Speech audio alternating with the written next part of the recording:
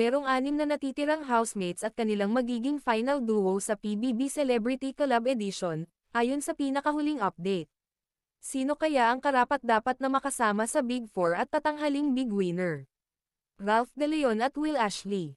May nakakabighaning dynamic at solidong chemistry. Si Ralph, na bumalik bilang wild card, ay pinili si Will dahil sa kanilang napatunayang pagkakaibigan.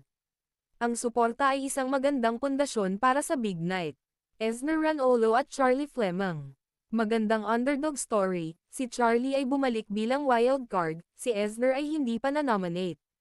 Pareho silang may likable personalities at ipinakita ang leadership at likas na galing.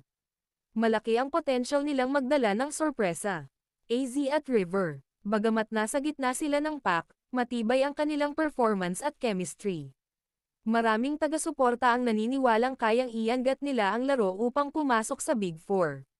Sino ang deserve manalo? Para sa akin, Ralph at Will din ang magiging pinakamalakas na contenders. Chemistry at suporta ng mamamayan at sosyal at matibay na bonding. Redemption at kwento, si Ralph, na bumalik pagkatapos ng eviction, ay nagpakita ng paglago at determinasyon. Consistency ni Will, na ginawang matatag at malapit kahit sa mga pagsubok.